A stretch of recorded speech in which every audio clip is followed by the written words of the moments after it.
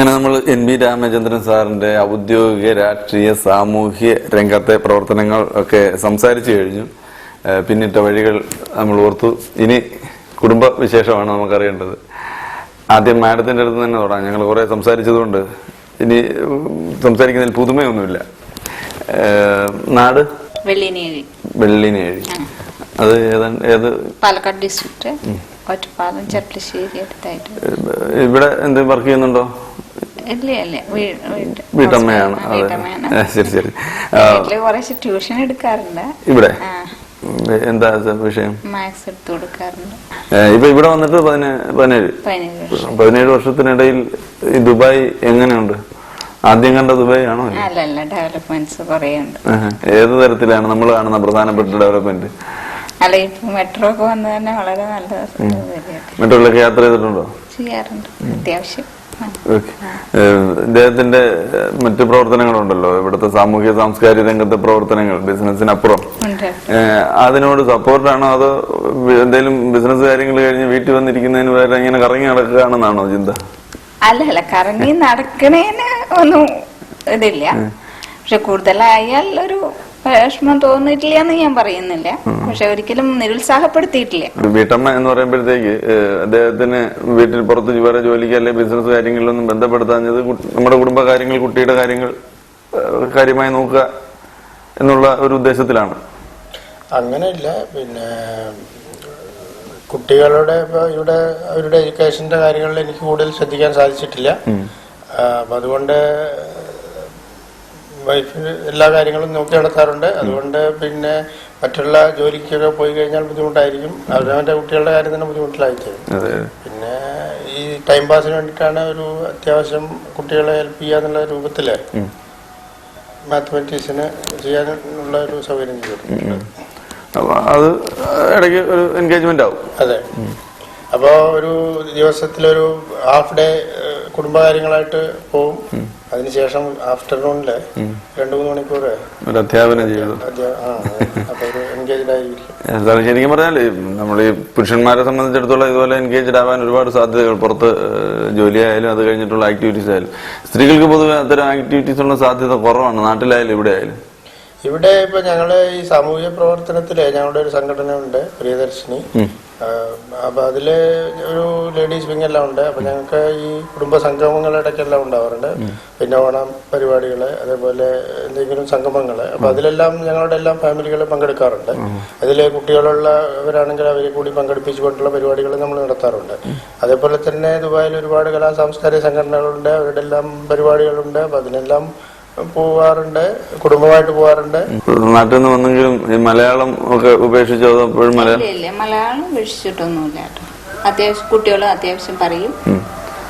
കുറേശ്ശെ അവർക്ക് വായിക്കാൻ അത്യാവശ്യം. രണ്ടാമത്തെ ആൾക്കാരില്ല, മൂത്ത ആള് കുറച്ചൊക്കെ വായിക്കും. അങ്ങനെ കംപ്ലീറ്റ്ലി ഇതായിട്ടൊന്നുമില്ല. പിന്നെ മലയാള സിനിമ കാണലൊക്കെ ഉണ്ട്? കാണും. രണ്ടുപേർക്ക് ഒഴിവുള്ളപ്പോ എപ്പോഴെങ്കിലും പോയിട്ട് കാണുകയൊക്കെ ചെയ്യും. ഇപ്പോൾ ഞങ്ങള് പിന്നെ ഇവിടെ സാധാരണ ഇതില് സമയം കുറവാണ് കിട്ടാറ്. പക്ഷെ എങ്കിലും ടിവിയിലെല്ലാം ഇടയ്ക്ക് കാണാറുണ്ട്. പക്ഷെ ചില സന്ദർഭങ്ങളിൽ നല്ലൊരു പിക്ചർ ആണെങ്കിൽ ഞങ്ങൾ പോയി തിയേറ്ററിൽ പോയി കാണാറുണ്ട്. ഫോർ എക്സാമ്പിൾ ഇപ്പൊ കഴിഞ്ഞ ആഴ്ച ഞങ്ങൾ പോയി സെല്ലുലോയിഡ് കണ്ടു. അവാർഡ് വാങ്ങിയൊരു പിക്ചറായിരുന്നു. ശരിക്കും നമുക്ക് ഇവിടെ ഒരു അവിടത്തെ പോലെ ഒരു രാഷ്ട്രീയ പ്രവർത്തനം, കൊടിപിടിക്കൽ കാര്യങ്ങളൊന്നും ഇവിടെ പറ്റില്ല. പക്ഷെ നമ്മുടെ രാഷ്ട്രീയ ചിന്താഗതി അടിച്ചമർത്തുന്ന ഒരു നീക്കം ഇവിടെ ഇല്ലല്ലോ. രാഷ്ട്രീയ പരിപാടികൾ പാടില്ല എന്നാണ് പൊതുവേ ഉള്ളത്. പക്ഷെ ഞങ്ങളെല്ലാം ഒരു രാഷ്ട്രീയ പ്രവർത്തനമായിട്ടല്ല ഇവിടെ കാണുന്നത്. ഒരു കലാ സാംസ്കാരിക സംഘടനയായിട്ടാണ് ഞങ്ങൾ പ്രവർത്തിക്കുന്നത്. അതിൽ നമ്മുടെ ആശയങ്ങൾ നമ്മുടേതായ അംഗങ്ങൾക്കാണല്ലോ അവതരിപ്പിക്കുന്നത്. പൊതുസമൂഹത്തിന് വേണ്ടിയിട്ട് നമ്മൾ കാര്യങ്ങൾ ചെയ്യുന്നുണ്ട്. അപ്പോൾ അത് വെറും ഒരു രാഷ്ട്രീയ ായിട്ട് നമുക്ക് കാണാൻ കഴിയില്ല. ദുബായ് സാർ കണ്ടു, ഇത്രയും നാളത്തെ മാറ്റത്തെ കുറിച്ച്, കണ്ട മാറ്റങ്ങളെ കുറിച്ച് സാർ പറഞ്ഞു. അടുത്തൊരു 10 വർഷത്തിനുള്ളിൽ എന്ത് മാറ്റമായിരിക്കും ഇവിടെ സംഭവിക്കാൻ പോവാ? ഇവിടെ ഈ 17 വർഷങ്ങളിലുണ്ടായ മാറ്റങ്ങൾ താങ്കൾ പറഞ്ഞ പോലെ ഞാൻ കണ്ടിട്ടുണ്ട്. അതുപോലെ തന്നെ ഇനിയുള്ള വർഷങ്ങളും പിന്നെ ഒരുപാട് ഡെവലപ്മെന്റ്സ് ഉണ്ടാവുമെന്ന് തന്നെയാണ് ഞാൻ പ്രതീക്ഷിക്കുന്നത്. കഴിഞ്ഞ 2-3 വർഷമായി ഒരു സ്ലോ ഡൗൺ എല്ലാ ലോകരാഷ്ട്രങ്ങളിലും ഉണ്ടായിട്ടുണ്ട്. അതിന്റെ ഒരു പ്രതിഫലനം ഇവിടെയും ഉണ്ടായിട്ടുണ്ട്. പക്ഷെ എങ്കിലും അടുത്ത ഏതാനും വർഷങ്ങൾക്കകം അതിൽ നിന്ന് എല്ലാം കരകയറി ഒരു നല്ലൊരു ഡെവലപ്ഡ് കൺട്രി ആവാൻ ചാൻസസ് ഉണ്ട്. പെട്ടെന്ന് ഇങ്ങോട്ട് പറിച്ചിടേണ്ടി വന്നപ്പോഴത്തേക്ക് ഒരു അല്ല, ബോംബെയിൽ ഒരുപാട് ഫ്രണ്ട്സും അടുത്ത എല്ലാവരും ഉണ്ടായിരുന്നു. ഇവിടെ വന്നപ്പോ അധികം ആളില്ല എന്നുള്ളൊരു ഫീലിംഗ് ഉണ്ടായിരുന്നു വെച്ചാലും പിന്നെ അത് പെട്ടെന്ന് മാറി. കുട്ടികളുമായിട്ടല്ലേ വന്നത്? അതെ, കുട്ടികളായിട്ടാണ്. കുറച്ചാൾ അഡ്ജസ്റ്റ് ചെയ്യാൻ പാടുട്ടോ? അല്ല, വന്ന് ഞങ്ങൾ സ്കൂളിൽ ചേർത്ത് അന്ന് സാർ ഓഫീസിലെ ഒറ്റയ്ക്കായിരുന്നു. അപ്പൊ ഇതുപോലെ ഓഫീസിൽ നിന്ന് വരാനൊക്കെ കുറച്ച് ബുദ്ധിമുട്ടുണ്ടായിരുന്നു. അപ്പൊ വന്നത് എന്താ ഇങ്ങനെ ആവുന്നുള്ള ഒരു ആകാംക്ഷ ഉണ്ടായിരുന്നു. പക്ഷെ അത് വലിയ ബുദ്ധിമുട്ടില്ലാതെ എല്ലാം വളരെ ഈസി ആയിട്ട് കഴിഞ്ഞു. വളരെ ഗംഭീരമായിട്ട് പോയി അല്ലേ? അല്ല, ഒന്നും ബുദ്ധിമുട്ടും വന്നിട്ടില്ലേ. അതെ. ദുബായിൽ ഏറ്റവും നന്നായിട്ട് ആകർഷിച്ച ഘടകം എന്താണ്? ദുബായ് ഇവിടുത്തെ ഒരു സൗന്ദര്യമാണോ? എന്താണ് ഇവിടെ നമ്മളെ ദുബായിലെ ആകർഷിച്ചത് മാഡത്തിനാന്ന് വെച്ചോ? ബുർജ് ഖലീഫയാണോ? ഇവിടെ സ്ഥലങ്ങളൊക്കെ പൊതുവെ ദുബായില് നല്ല നീറ്റ് ആൻഡ് ക്ലീൻ അല്ലേ? അതന്നെയാണ് ഏറ്റവും ആകർഷിച്ചത്. നമ്മുടെ നാട്ടിലൊക്കെ ഇപ്പൊ പോകാറുണ്ടോ? പോവാറുണ്ട്. ലാലൂരും പിന്നെ വിളപ്പിൽശാല അങ്ങനെ കുറെ സ്ഥലങ്ങളും അങ്ങനെ പോയിട്ടില്ല, ടിവിയിൽ കണ്ടിട്ടില്ല. ശരി ശരി.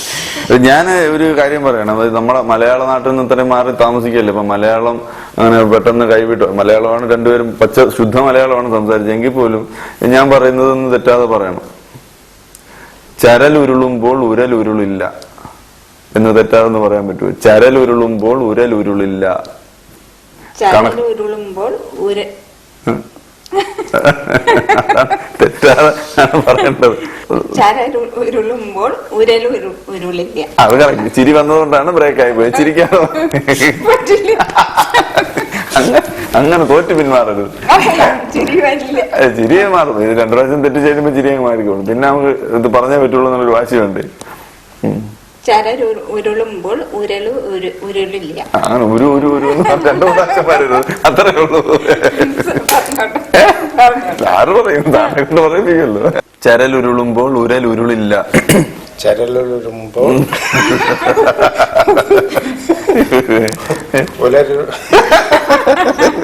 അങ്ങനെ രണ്ടുപേരും കൂടെ അങ്ങോട്ടും ഇങ്ങോട്ടും പോയി ചിരിച്ചോണ്ടിരിക്കുകയാണ്. ചരലുരുളുമ്പോൾ അത് പറഞ്ഞ അത് മയക്കി കിട്ടിയത്.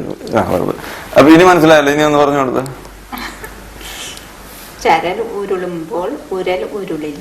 എന്തായാലും ഞങ്ങൾ സാറിനെ കണ്ടു. കുടുംബത്തിൽ എല്ലാവരുമായിട്ട് സംസാരിച്ചു. മക്കളെ 2പേരെയും കണ്ടില്ലെങ്കിലും അവരെ കുറിച്ച് ഞങ്ങൾ അറിഞ്ഞു. എല്ലാവർക്കും എല്ലാ നന്മകളും നേരെയാണ്. ഒപ്പം ഞങ്ങൾ ഒരു ചെറിയ സമ്മാനമുണ്ട്. ഇത് ലെജൻഡ് ഫുഡ് സ്റ്റഫ്. ഇവിടെ ദുബായിലും ദേരയിലും ഒക്കെ ഉള്ള ഒരു സ്ഥാപനമാണ് ലെജൻഡ് ഫുഡ് സ്റ്റഫ്. ഇവിടെ നിന്ന് ടോഫീസും ഡ്രൈ ഫ്രൂട്ട്സും ഒക്കെ ഉണ്ട്. നിങ്ങൾക്ക് അവിടെ ചെന്നാൽ സമ്മാനം കിട്ടും. പിന്നെ എക്സ്ട്രാ എന്തെങ്കിലും വാങ്ങിക്കണമെങ്കിൽ 10% ഡിസ്കൗണ്ടും കിട്ടും. പോകുന്ന വഴിക്ക് വാങ്ങിയാൽ മതി. ഇത് വാങ്ങിക്കാൻ വേണ്ടി പോകണ്ട. അതുകൂടാതെ ഒരു സമ്മാനം കൂടെ ഉണ്ട്. ഇത് കുന്നിൽ മാർജിൻ ബി ഹൈപ്പർ മാർക്കറ്റ് തിരുവനന്തപുരമാണ്. ഇത് വാങ്ങിക്കാൻ വേണ്ടി തിരുവനന്തപുരം വരെ പോകണ്ട. തിരുവനന്തപുരത്ത് എയർപോർട്ടിൽ നിന്ന് പോകുന്ന വഴി വാങ്ങിക്കാം. അതല്ലെങ്കിൽ ഏതെങ്കിലും റിലേറ്റീവ്സിന് കൊടുക്കാം. അവിടെ നിന്നും കിട്ടും ഒരു ചെറിയ സമ്മാനം. ചെറുതാണോ വലുതാണോ എന്നറിയില്ല. എന്തായാലും അതും നിങ്ങൾക്ക് അവകാശപ്പെട്ടതാണ്. വാങ്ങിക്കാം. ഞങ്ങളിൽ വന്നതിന്റെ ഞങ്ങളുടെ ഒരു സന്തോഷം. എല്ലാവർക്കും എല്ലാ നന്മകളും നേരുന്നു. നമസ്കാരം. മറുനാട്ടിലായാലും മലയാള നാട്ടിലായാലും മലയാളിയുടെ ജീവിത രീതി മാറുന്നതനുസരിച്ച് രോഗങ്ങളും കൂടെ പുറപ്പാടും.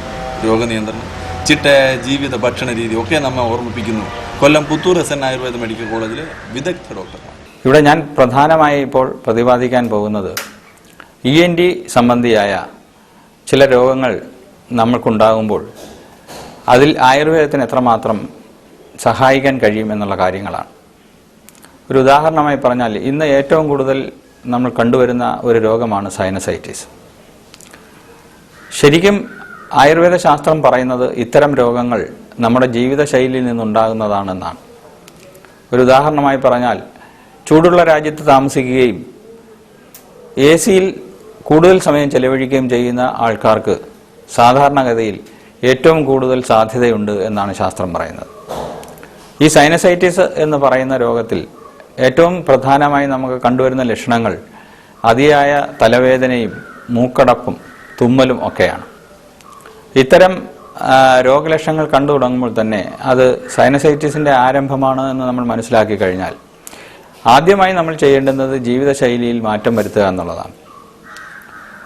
അതിൽ നമുക്ക് ചെയ്യാവുന്ന ഏറ്റവും പ്രധാനപ്പെട്ട ഒരു കാര്യം AC നമ്മൾ ഉപയോഗിക്കുന്നുണ്ടെങ്കിൽ അത് പ്രകൃതിയിൽ ഉള്ള താപനിലയിൽ നിന്നും അധികം താഴേട്ട് പോകാത്ത ഒരു സാഹചര്യത്തിൽ സന്തുലിതപ്പെടുത്തി, അതായത് ഒരു 27 മുതൽ 30 ഡിഗ്രി സെൻറ്റിഗ്രേഡ് വരെ നിലനിർത്തിക്കൊണ്ടുള്ള AC-യിൽ നമ്മൾ ജീവിക്കുകയാണെങ്കിൽ ഇത്തരം രോഗങ്ങൾ വരുന്നതിനെ ഒരു പരിധിവരെ നമുക്ക് തടയാൻ കഴിയും. അതുപോലെ തന്നെ നമ്മൾ അതിയായ ശീതീകരിച്ച് ഉപയോഗിക്കുന്ന പാനീയങ്ങളായാലും ശരി, ആഹാരങ്ങളായാലും ശരി, ഇതിനെ പ്രൊമോട്ട് ചെയ്യുന്നതായിട്ടാണ് കണ്ടുവരുന്നത്. അപ്പോൾ നമ്മൾ ഫ്രിഡ്ജിലിരിക്കുന്ന സാധനങ്ങൾ ഉപയോഗിക്കുമ്പോഴും AC-യുടെ കാര്യം പറഞ്ഞതുപോലെ തന്നെ അതിയായ ശൈത്യം ഒഴിവാക്കി ചെറിയ തോതിൽ തണുത്ത ആഹാരങ്ങൾ ഉപയോഗിക്കുന്നതിനെ ആയുർവേദ ശാസ്ത്രം ഒരിക്കലും നിഷേധിച്ചിട്ടില്ല. ഒരു ഉദാഹരണമായി പറഞ്ഞാൽ, ചൂടുള്ള സമയത്ത് നമ്മൾ പുറത്തുനിന്നും വീട്ടിനകത്തേക്ക് കയറുമ്പോൾ തണുത്ത വെള്ളം കൊണ്ട് കൈയും കാലും മുഖവും കഴുകാൻ പറയുന്നുണ്ട്. അങ്ങനെ ചെയ്യുമ്പോൾ ഈ നമ്മളുടെ ശരീരത്തിൽ വെയിൽ കൊണ്ട് ഉണ്ടായിട്ടുള്ള ആ താപത്തിൻ്റെ അംശം വളരെ ചെറിയ തോതിൽ ശരീരത്തിൽ നിന്നും കുറച്ചെടുക്കാനാണ് കഴിയുന്നത്. ഇതിന് പകരം നമ്മൾ വേഗം പോയി ഒരു 18 ഡിഗ്രി സെൻറ്റിഗ്രേഡുള്ള AC റൂമിലേക്ക് പ്രവേശിക്കുമ്പോൾ ശരീരത്തിലെ പല അവയവങ്ങളിലും അത് വളരെ പ്രശ്നങ്ങൾ ഉണ്ടാക്കുകയും ശിരസിലുണ്ടാകുന്ന ചില പ്രശ്നങ്ങൾ അത് സൈനസൈറ്റിസിന് കാരണമാക്കുകയും ചെയ്യുന്നുവെന്നാണ് ശാസ്ത്രം പറയുന്നത്. ഇതിന് ഏറ്റവും നല്ലൊരു പ്രതിവിധിയായി ആയുർവേദ ശാസ്ത്രത്തിൽ പ്രതിപാദിച്ചിരിക്കുന്നത് എല്ലാ ദിവസവും കുളിക്കുന്നതിന് മുന്നായി തലയിലും കാലിൻ്റെ പാദത്തിലും ചെവിയിലും എണ്ണ പുരട്ടി കുളിക്കുക എന്നുള്ളതാണ്. ഇങ്ങനെ ശീലിച്ചു വരുന്ന ഒരു മനുഷ്യന് കാഴ്ചയ്ക്ക് പോലും കണ്ണാടി ഉപയോഗിക്കേണ്ടി വരില്ല എന്നാണ് ശാസ്ത്രം പറയുന്നത്. ഇത്തരം ജീവിതശൈലികൾ നമ്മൾ ജീവിതത്തിൽ കൊണ്ടുവരികയും പ്രകൃതിയുമായി ഇണങ്ങി ജീവിക്കുകയും ചെയ്യുകയാണെങ്കിൽ പലതരം രോഗങ്ങളും നമുക്ക് ഒഴിവാക്കാൻ കഴിയും എന്നാണ് ആയുർവേദ ശാസ്ത്രം പറയുന്നത്.